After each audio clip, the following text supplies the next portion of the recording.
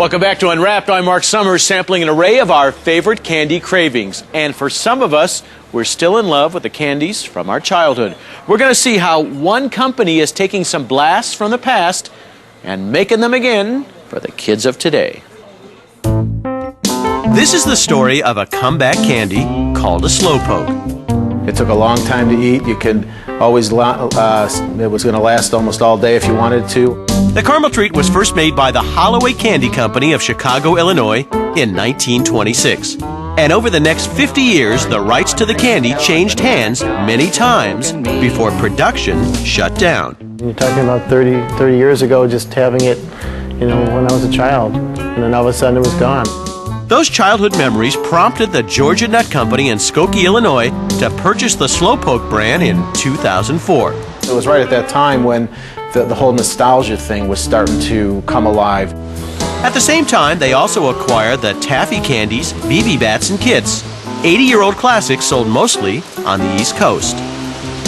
With the Kits and BB Bats, that was started by a company, Fair Play Candy, in 1924. And we actually have the formula book dated back to 1927. That made the process of manufacturing this taffy easy. But trying to recreate the Slowpoke was more of a trick than a treat. We don't have samples that existed from the 1970s that we can say, here's what we're trying to do. So a lot of it is how we remember it. It took almost 6 months and 15,000 pounds of test caramel before they found the right mix in 2004. We did a lot of sampling. We cooked several batches, different variations, and tested the hardness. Today, the company is making 200 million Slowpoke suckers every year. It's a process starting with lots of corn syrup, almost 450 pounds worth. Sugar, water, condensed milk, and salt add in, and the 800-pound batch cooks for about 25 minutes until it reaches around 250 degrees Fahrenheit. It has to have a certain amount of cook time in the kettle in order to develop the color. Then one more special ingredient adds in, giving the Slowpoke its memorable caramel taste. We add a flavor near the end of our Slowpoke cooking process to give it a little bit of a unique flavor that people recognize as being the Slowpoke caramel. After cooking, boiling brew pipes onto a cooling wheel, immediately chilling the caramel. It then packs in tubs and is sent to cure in a 110 degree Fahrenheit heated room.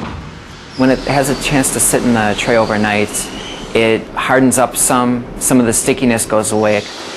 After 24 hours, caramel dumps into a forming machine for the rest of the process. The batch former's got a series of metal cones that spin around the piece of candy and form it into a cone. The caramel is shaped into a rope that snakes its way into a finished Slowpoke. The cut and wrap reforms the rope to a rectangle instead of a circle, and then it's cut and run through our wrapping and inserted the stick. Old fans of the sticky sweet can enjoy the original Slowpoke sucker and the bite-sized version as well. And that goes for the candy's new fans too. To be part of its revival today and to see it on the shelves again is definitely something special.